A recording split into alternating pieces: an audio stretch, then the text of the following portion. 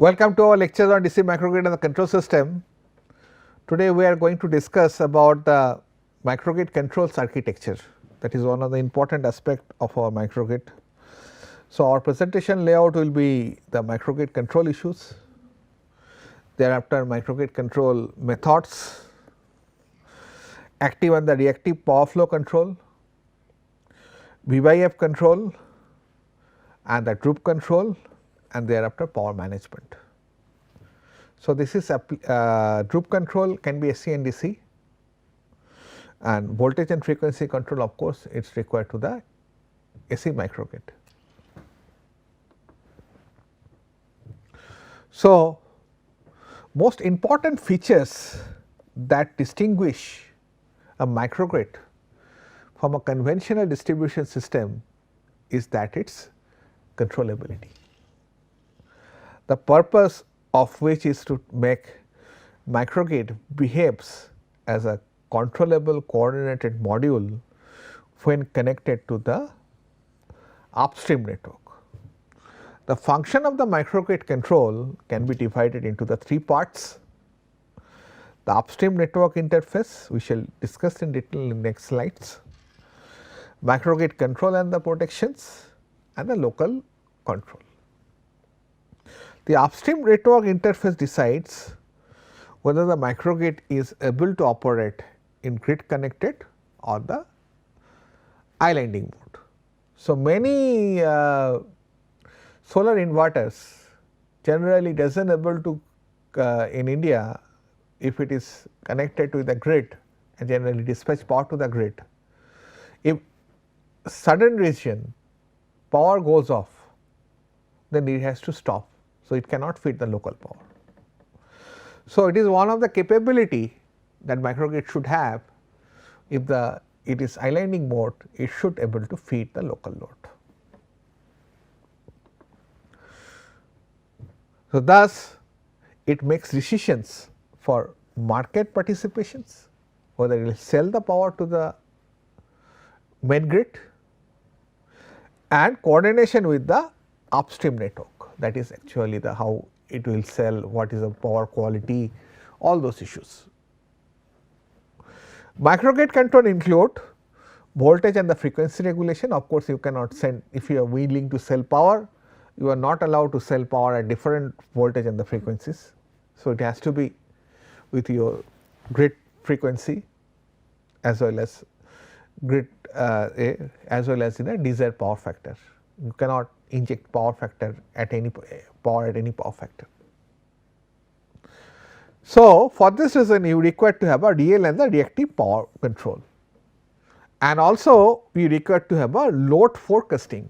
So, you know that where the peak will come in load, and if required load scheduling, that means some can you shift the some amount of load where your power is more, where actually you have excess generations, and microgrid monitoring, and the so thereafter we require to monitor it properly, whether physically as well as sensor levels, and thereafter its protections, fault and different kind of aspects.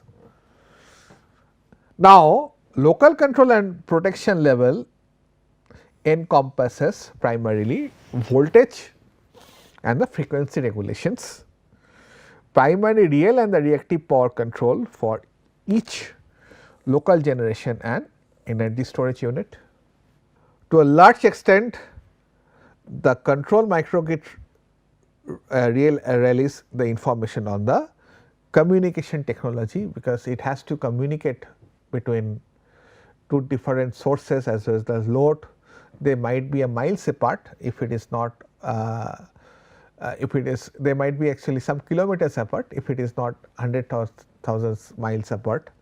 So, for this reason we require to have different kind of communication networks, Zigbee or whatever may be. The modern microprocessors are utilized extensively within microgrid, providing the ability to develop sophisticated inverter and the load controller or other active component within microgrids. And interesting characteristics of microprocessor is that they provide adequate processing power, communication capabilities and sophisticated software middleware at the low prices. So, that is something it has been achieved, we can say, and thus the scope of this microgrid has enhanced. Now, the control issues of the microgrids. It is obvious that active control of microgrid will be based on the existing communication interface or the infrastructures in order to reduce the cost. Already if you have a SCADA, you will be using SCADA. If you already have a Zigbee, you will be using Zigbee. Microgrid can either operate in centralized control mode or decentralized control mode.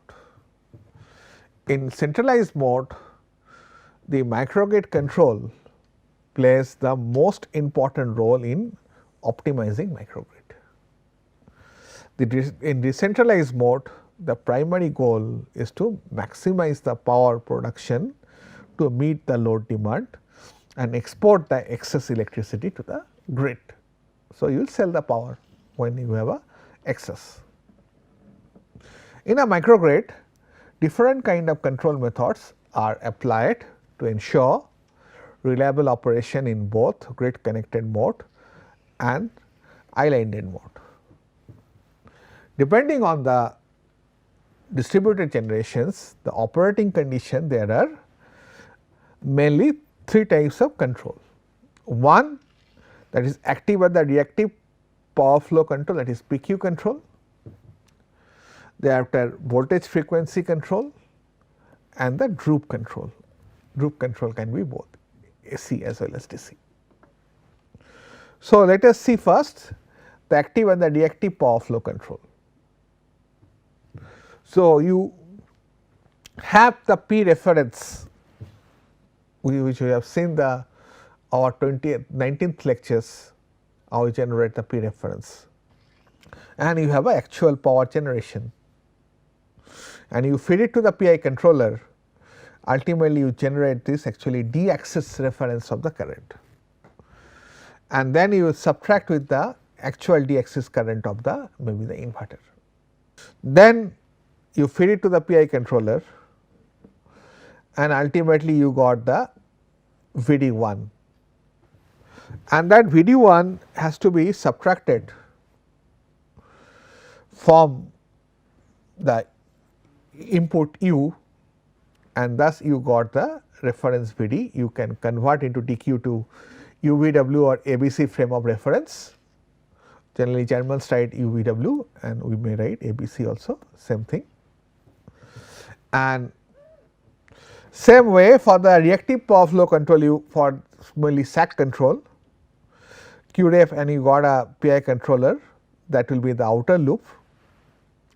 Then you got IQREF, then you multiply with the ID with the omega, and that will be substituted by the PQ1, and that value you require to put it, the cost reference, it is omega into ILQ has to be subtracted, and that value will be VD, and ultimately you get, because you want that it will be a unity power factor, then you will be the RMS value, and this value will be essentially the different 3 voltages ABC, and that is actual voltages. And thereafter what happen, you will feed it to the filters, and thus you got a filter current that will be in ABC or the UVW frame, and you transfer to this just difference, that is really actually UVW to the DQ frame, and you get the IDIQ. The main objective of PQ control is to keep the micro source active power and the reactive power constant when the frequency and the voltage deviation stay within the prescribed limit. So, that is a grid code. So, you have to follow the grid code. The PQ control, the active and the reactive power are firstly decoupled into the DQ axis. in order to achieve the independent control, but there is a cross term, that is omega into ILQ and omega into ILD. The reactive power control aims, first let us take active power control. Active power controls aims to maintain the active power output constant at a given reference value within the permissible frequency range, and it has been shown this part of the figure. Figure shows the PQ control. The active power control aim to maintain the active power output constant at a given reference with a permissible frequency range, as I had told you, and the reactive power control aims to maintain the reactive power output constant at a given reference value within the permissible voltage range, and generally it controls also the sags. The microgrid operates in the microgrid connected grid connected mode. The main power grid is responsible to maintain the voltage and the frequency. So, it is the job of the, this is a rigid system, that is the grid will maintain the voltage and frequency, and we require to just follow it. So, PQ control is based on the grid voltage oriented PQ decoupled control strategy, in which outer loop adopts the power control and inner loop adopts the current control. Please go back and see that how does it work. So, here you have output current mode for the inverter, here the dual loop for the inverter.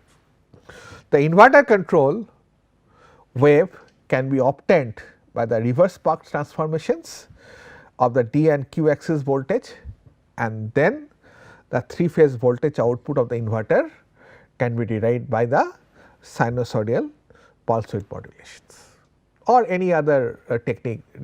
So, that is the choice of the particular design engineer. The main objective of V/F control, now let us talk about the V/F control. We have discussed about the PQ control, now we will talk about the voltage frequency control, is to maintain the system frequency and the magnitude constant regardless of the actual reactive power, real and the reactive power output of the micro sources. So, we require to maintain this thing constant. A frequency control adjusts the reactive power output to maintain the frequency at the given reference value. A voltage control adjusts the reactive power output to maintain the voltage at the given reference value. So, see that how does it work? You got U1 DD. So, you got a PI controller, that is a reference, and you got actual U1 DD.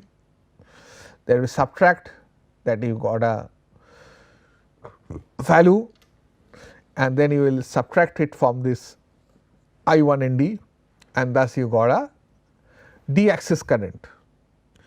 And similarly for the Q axis current, so you will multiply with omega Cf and will subtract, and here you will multiply with omega Cf and will subtract, and thus you get the IQ. So, this is the actual value of ID and IQ, and that will be multiplied with the voltages, and ultimately you will have a UT star and EQ star. So, V/F control is a common when it operates in a islanding mode. So, you have disconnected your connections from the grid. The figure 2 shows the schematic diagram of V/F control or U/F control, where the outer loop controls the inner current loop are adopted with the reference signal UILD, and the U star LD are the measured voltage, and these terms are the actual voltages. So, this is the schematics for the U by F control or the V by F control for microgrids, and generally it is preferred in islanding mode. In U by F control or the V by F control, the inverter output constant voltage and constant frequency, that will ensure continual operations of the slave DGs and sensitive loads after microgrids are been isolated from the grid. So, that is something we require to issue, but what happen if you control the V by F, then what happen essentially, the flux become constant, it is the integration of the frequency. So, if you ensure that, then all the machines and all those elements will operate fine, otherwise its torque will change and all those things will be a big issue.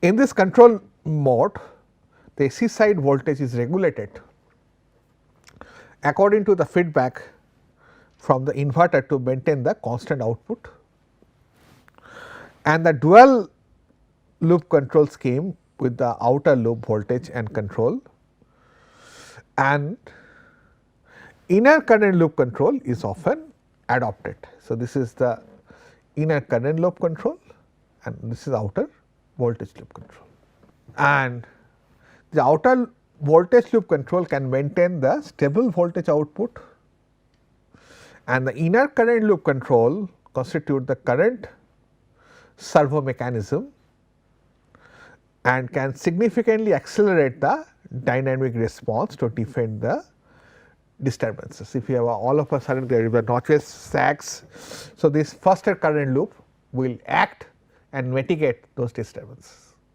The dual loop control can make the best use of the system status informations and has dynamic performance in the steady state with a quite good amount of precisions.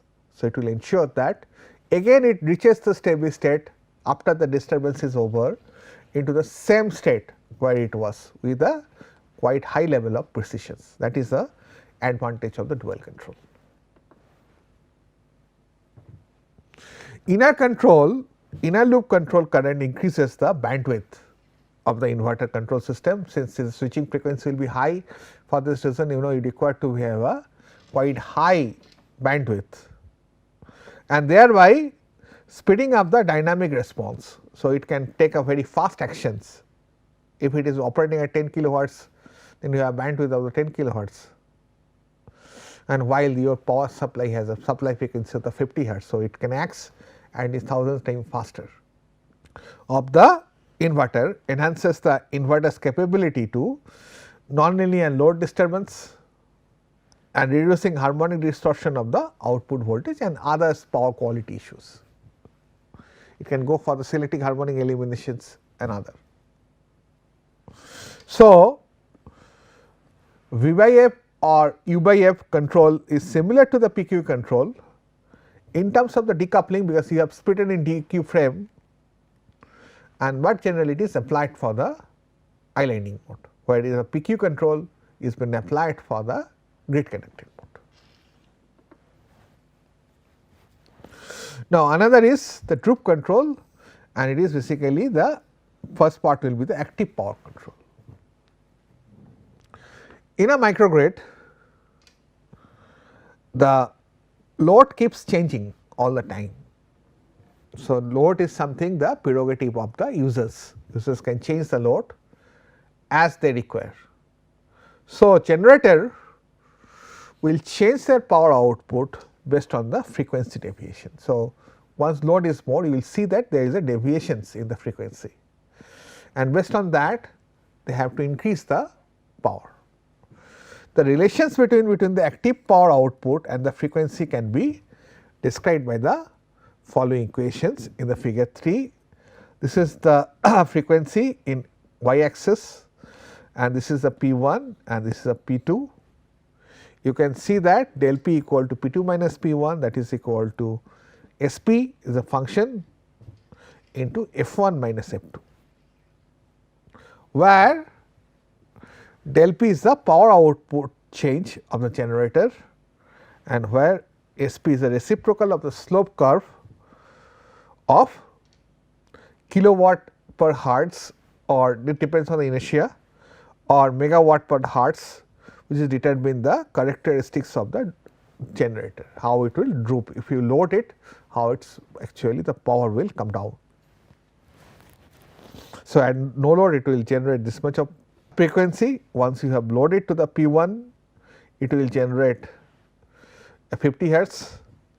If you go to the P2, it will generate 49.5 hertz, something like that, it will continue. Same strategy can be applied for the voltage control. Mainly this has been used for the DC microgrid. The linear relationship between the reactive power and the terminal voltage shown in figure 4.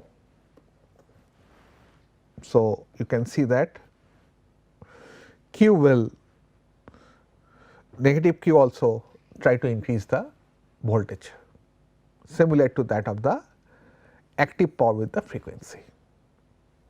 So, thus voltage can be maintained by actively control the VQ, but then you will sacrifice the power quality, that is for power you will have a problem little bit with your power factor. The system voltage control can be carried out by adjusting the reactive power output microsources. So, this is the reactive power, it is minus, and thus you can have when you have 0 reactive power, this will be the terminal voltage, and it is a lagging reactive power, and once you load it, voltage will come down, and again if you can inject minus VQ, then you can also swell up the voltage, that is also possible. So, the microgrid operation is quite different from the standard power distribution system due to presence of the small scales renewable power generation. That is one of the basic understandable. Loads are not features only, they are source also. Critical and the controllable loads, distributed energy storage, and so on, there are many many entities. So, power management approach should be aware of these differences, which include these are the following: the steady state and the dynamic features of the distributed energy resources, these are the energy storage and the distributed generators, especially those coupled via electronic interface, power electronic interfaces, intermittence from primary sources, planning and management of the energy storage units, microgrid current status, that means the grid connected or islanded operations, the quality of power and presence of high priority loads that demands that demands the preferential service, that can be a critical load or any other entities. So, these are the few aspects we require to consider for the power management. For example, if it is an hospital, operation theatre will be considered the critical load, you cannot have a load shedding there.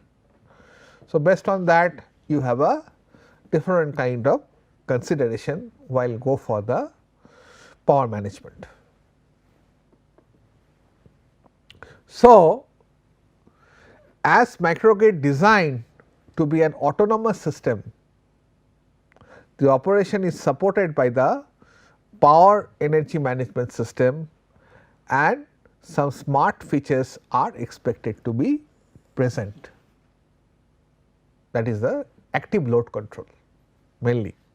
The power and the energy management system is responsible for managing different DER, that is distributed energy resources, energy sources, and the storage element called DES are connected to the grid. Accessing and monitoring microgrid frequencies and nodal voltages, as far as other power qualities indices, THD, power factor, these are the entities that has to be monitored and maintained. Planning and operation of the microgrid in standalone when actually it is cut off from the grid, and the emergency condition you may have a cut off due to some issues like thunderstorm, your grid connection is off, you can still feed your critical load. Planning and operating microgrid in standalone and the emergency condition, deciding the moment to connect and disconnect microgrid. When you find that there is a excess of power, you should be able to connect it. When you are self sufficient, no point of connecting the gate, you can run it in offline mode. And microgrid from the main grid, considering operation optimization by internal and the external data, that is something also very important. So, we have to see that how much generation is there, and external data may be what is the tariff that this power company, utility company is giving to you. So, we have to consider the operation optimization based on internal and external data, internal load, internal generations, there are external tariff, and all those considerations will come into the picture while forecasting. Improving dynamic response, because you have a fast acting power electronics devices, maintaining stability and the nominal values for state variables. So, that is something you should consider in a power management. Current these state variables generally are the current through the inductor, that is what we have said. So, voltage across the capacitor that should be readily available for the control. These are the few few issues to be considered, and what actually we require to revisit is that there are three aspects while our control. This is for the U by F control or the V by F control. Mainly it is used in islanding mode. You have a PQ control, mainly it is used in a grid connected mode. These are mainly the choice. Another topic is the droop control, where you have a real power control, and thus you control over the frequency, and you have reactive power control, thus you have a control over the output voltage sometime, and you can see that how reactive power changes the output voltage, and accordingly you can change the injecting the reactive power and change the reactive voltages. And thereafter, based on these three control strategy, you have to design your power management control accordingly. So, this is the something we require to keep in mind. We will apply PQ control, you may apply VYF control, you may apply droop control, and these are all for the hybrid microgrid or AC/DC microgrid. And generally droop control alone can be applicable where voltage for the DC voltages in case of the DC microgrid. Thank you for your attention. We shall continue to our discussions on the DC microgrid.